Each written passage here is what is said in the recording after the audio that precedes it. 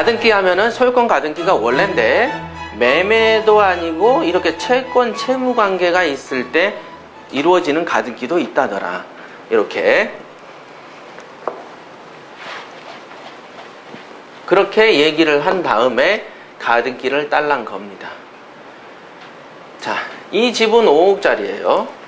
그리고 빌린 건 1억을 빌렸습니다. 그래서 2010년 1월쯤 가니까 돈 1억을 못 갚아. 그러면 어떻게 됩니까? 본등기를 합니다. 가짜 등기 했으니까 이제 진짜 등기 해야 되겠죠. 본등기. 이제 소유자 B로 뜨는 거죠. 여태까지는 소유자 A였죠. 그죠? 그러니까 돈 빌려줄 당시에 본등기 이전에 필요한 서류를 다 갖춰 놓습니다. 다. 본등기 이전에 협력한다라는 서류하고 이전 서류 다 갖춰 놓고 서류만 넣으면 그냥 하루면 그냥 등기가 이전돼 버리죠. 요렇게 만들어서 5억짜리 집을 1억만 빌려주고 4억을 떼어먹는 수단을 많이 썼습니다. 이런 걸 뭐라고 한다? 뭐라고 한다? 담보가등기. 이게 옛날에 이제 사채업자들이 많이 썼죠. 그래서 돈 빌리면 집 넘어가는 그런 게 그런 겁니다.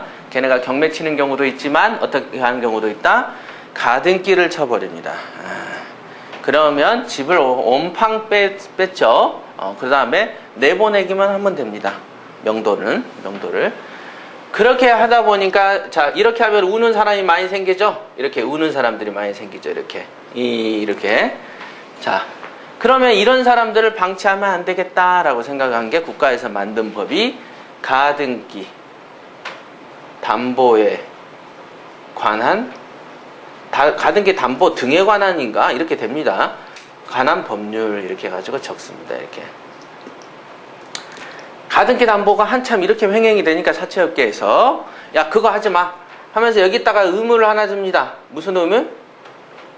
정산의 의무를 줍니다. 정산, 청산. 야 5억 빌려주고 1억짜리 1억 빌려주고 5억짜리 집 뺏었잖아. 그러지 말고 등기는 그대로 효력이 있으니까 국가에 의한 법률이니까 인정해 주되 5 빼기 1은 얼마지? 4요. 4억 돌려줘. 이렇게 되는 겁니다. 아시겠죠? 그러니까 이제 기틀이 딱 잡히잖아요. 이런 거라니까. 제가 그랬잖아요. 유치권에 관해서도 법률 조항 한두 개만 섞어버리면 원위치가 딱 됩니다. 안 한다니까? 밀어내서 국회의원들이 얼마나 밀어낸 줄 알아요? 정산음 하나 달아라고 하니까 이게 게임이 끝나버리죠. 이런 거라니까. 자, 이거를 뭐라 한다? 담보가등기라고 한다. 그러니까 이 가등기가 은근히 보면 뭡니까? 우리가 저당권 하면은 근저당 하면은 뭔 생각해라 했죠? 국민은행 생각해라 했잖아요. 은행 돈벌이랑 이거는 개인 간의 거래인데 하는 꼴을 보니까 국민은행이 하는 거랑 똑같죠. 돈 빌려주고 뭐를 한다. 그래서 저당, 근저당, 담보가등기 이 세 가지를 하나로 묶어서 말소기준권리라고 합니다. 그래서 담보성으로 돈을 빌려주는 관계로 생긴 가등기는 담보가등기라고 이름을 하고 담보가등기는 근저당하고 비슷하게 취급을 해서 90조 2항에 있는 매각부동산의 모든 저당권을 소멸한다고 했더니 담보가등기도 소멸시키면 되겠다 이렇게 된 겁니다. 그래서 요게 저당, 근저당, 담보가등기 이 세 개는 말이 이름이 들려서 그렇지 하나죠. 용어 그죠? 효력은 하나입니다. 도미노 게임처럼 자살폭탄처럼 스스로 터지고 그 뒤에 놈도 같이 죽여버리는 그런 효과가 있더라. 그래서 말소기준권리라고 이름이 되는 겁니다. 말소기준권리라고 국가에서 뭐 분류를 해준 게 아니에요. 이렇게 이런 효과들을 묶어놓은 겁니다. 그럼 또 하나가 있다. 압류, 가압류, 경매, 개시, 결정, 등기다. 요 세 가지 또한 말소기준권리로 봅니다. 이유가 뭐냐? 압류, 가압류. 자, 우리가 차용증을 썼는데 이 채무자 A가 돈을 안 갚아. B는 채권자인데. 그래서 차용증을 기반으로 제일 먼저 뭐 합니까? 가압류를 하죠. 왜 그렇소? 왜 그럴까요? A가 C한테 전 재산을 팔아치워버리면 나중에 판결문 100장 받아도 집행이 됩니까? 안 됩니까? 안 됩니다. 받아낼 재산이 있어야 뭘 하지. 하여간 재산 없으면은 받아낼 수가 없어요. 받아낼 수가 없습니다. 그래서 가압류라는 걸 가짜로 급한 김에 하나 걸어 놓는 거예요. 어디 못 팔게. 자, 뭔 말이죠? 못 팔게. 처분금지. 처분금지의 효력이 있습니다. 압류와 가압류. 이거는 이제 그 민사집행법에 보면 보존처분이라는 게 있습니다. 우리가 흔히 인도명령 명도소송할 때 점유이전 금지 가처분 걸죠? 야, 너가 어디 가지 마. 내가 조금 있다가 판결문 받아올 온 다음에 내가 드러낼 테니까 어디 가면 안 돼? 이 표현이 뭐죠? 점유이전 금지 가처분. 옮기지 마. 이런 거고. 야, 내가 조금 있다가 판결문 받아와가지고 너희 집 넘겨버릴 테니까 좀만 기다려. 요게 처분 금지 효력이다. 못 팔게 만든다. 그게 뭐죠? 가압류, 압류다. 그걸 보전 처분이라고 합니다. 보전. 재산을 보존할 수 있는 방법이다 이거죠. 채권자 입장에서. 아시겠습니까? 이렇게 상세하게 설명해 준 데가 없더라 이거죠. 없더라. 진짜 없습니다. 이런 거는. 요거는 법을 잘 알고 잘 융화시켜야 이렇게 설명이 됩니다. 보전 처분이다. 못 팔아먹게 일단 잡고 보자. 잡고. 일단은 어디를 못 도망가게 이거를 말한다.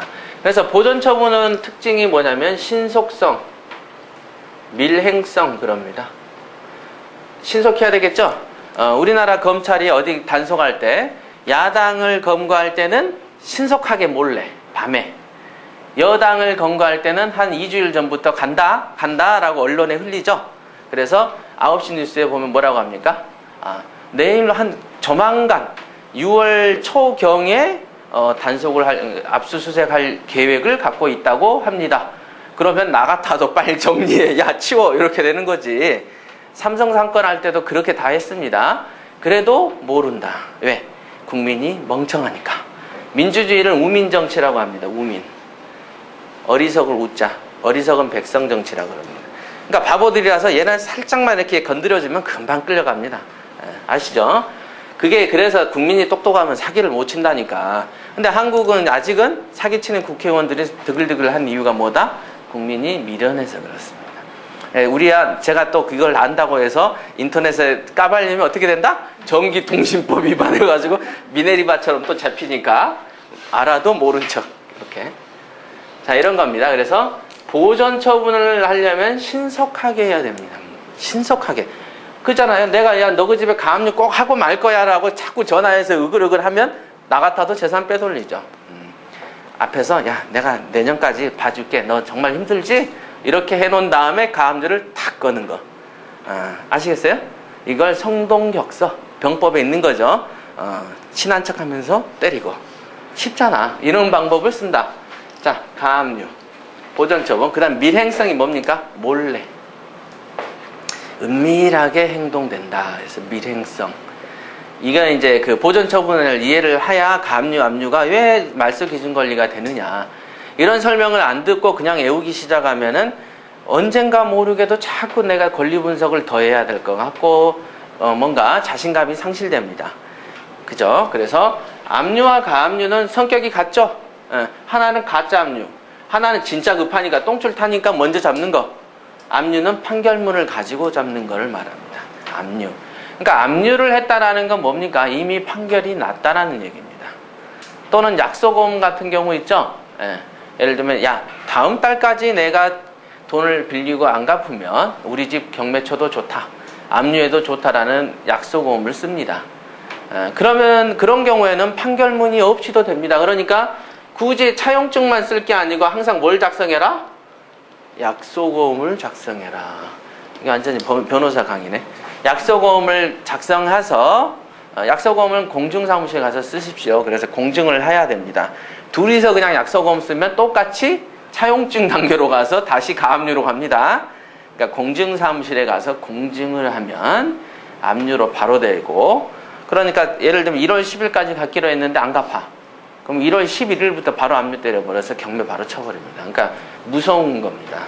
그러니까 여러분들이 항상 돈을 빌려줄 때는 약속어음을 작성하고 공증을 하세요.